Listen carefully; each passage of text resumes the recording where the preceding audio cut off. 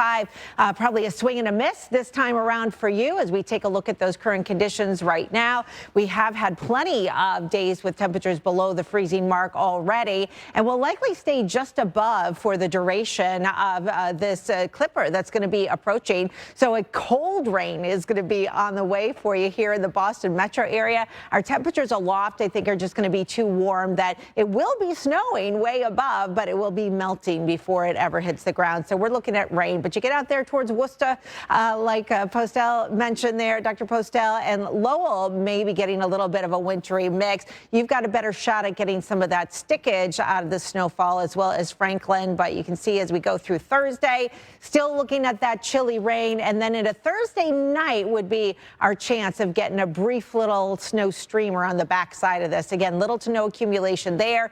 Areas off towards the west, maybe 1 to 2, and in the Berkshires going to get just a little bit more snowfall than the rest of you there. What about Pittsburgh? We got sunshine and 27 degrees right now, feeling pretty nice. The rest of today is looking pretty decent, but a wintry mix expected to be coming in by tomorrow night. That will change over to some snowfall, but notice north of you, those are the areas, especially with elevation, that you've got a better chance of seeing some of that snow beginning to accumulate. So there may be some slick patches in the Pittsburgh metro area, especially as we go into your Thursday morning, and then again Thursday night into Friday morning. Notice that amounts to the north, right up there towards the state line, could be getting close to 1/2 foot. But Jen, we've got the cold that's going to be blasting in behind us. We've already got some wet weather trying to make its way through parts of deep South Texas. High pressure, that cold high that's in place across much of the east, is bringing in those winds from the south here into the southern plains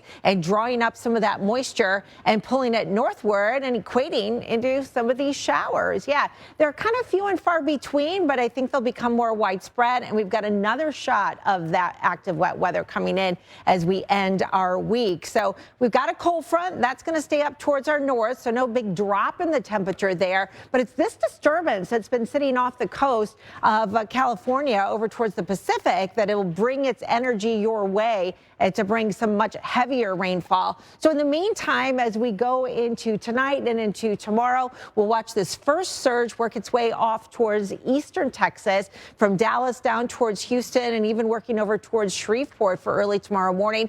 Wet roads can be expected into your Thursday along the I-10 corridor. New Orleans getting in on a wet morning commute on Thursday, as well as Mobile. While we get a brief break here in deep South Texas, it surges back in. So this is that western system that will move in aloft and bring more widespread rain. Now notice a little bit of that pink here trying to show up. Is that moisture going to get far enough north that we're going to have a little overrunning begin to take effect and get just a little bit of freezing rain?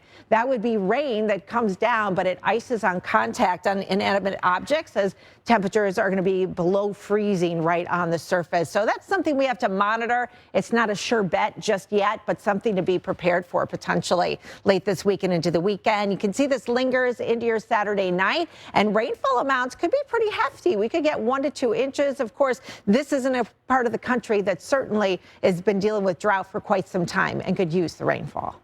That's true. There's benefits to it for sure. Well, keep those comments coming. You can vote in our poll, and of course, send your comments, share any pics and video with us using the hashtag YesTV, and we will share them on the show. Departure delays on de-icing might be in a few spots, perhaps in Buffalo or Pittsburgh the past few days. That's been something to keep an eye on. There is still some light snow happening out there. No airports are delayed today, and every single person I've talked to who flew during this whole holiday travel period said it was great and that the lines weren't long anywhere. Security was a breeze. There wasn't a ton of delays either. Of course, the airports that were most impacted by the snow had some delays. But, that's where we'll have to watch today. Maybe Syracuse, maybe Buffalo. The wind in LaGuardia and Newark may cause some delays as well, but not anticipating any major issues.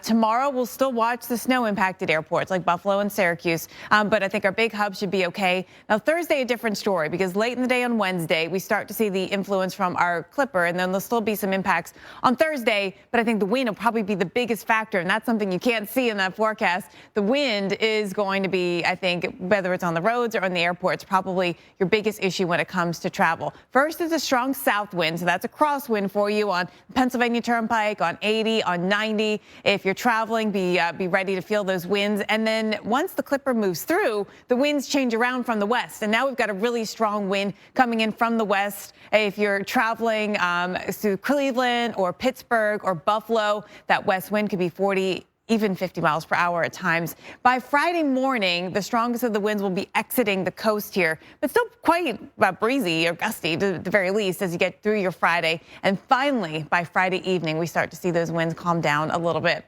Now into the Midwest we go. Things look great at the airports here this morning. No weather delays. We are not anticipating a lot of issues out here today. Again, there wasn't yesterday, even in St. Louis where we had a little snow yesterday. Never really saw any major issues or delays. We'll keep an eye tomorrow. The wind plus maybe some light snow flying around Detroit or Cleveland or Chicago could create some delays. Thursday looking much better. Still dealing with some wind over here towards Cleveland and Detroit. Speaking of wind, let me show you how windy it gets. Again, a clipper, that's what they're known for. They may not bring a lot of snow, but they can bring some really strong winds. And if you're traveling around Duluth or Minneapolis, 40 to 50 mile per hour winds could be felt. That's your Wednesday forecast. Through the overnight, those winds are going to cross over Lake Michigan, move over lower Michigan, all the way down through Indiana and Ohio. And then, of course, into Pennsylvania, we'll have those winds through at least the early part of Thursday, 40 to 50 miles per hour. Your forecast for Friday, looking ahead to this upcoming weekend, got a little rain now to talk about, especially in Texas. So we got showers out there moving up towards Dallas, Houston, showers coming your way as well.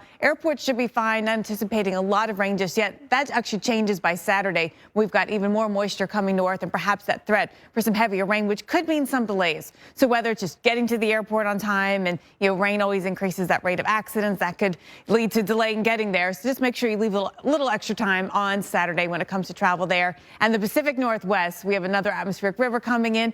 Not the strongest of ones, but still some rain in the picture, and that means Seattle and even Portland could see some active weather out here, leading to some delays as we get you into your Saturday. Many people said, but where's the no thanks, I don't want either. Where's my sunny and 75? But that's the point of a would you rather question. You got to pick two options that neither are optimal. Sometimes it's the lesser of two evils, but sometimes you got to pick one. We'll keep those comments coming. You can vote in our poll, share any pics and video using the hashtag YesTV, and we will share them on the show.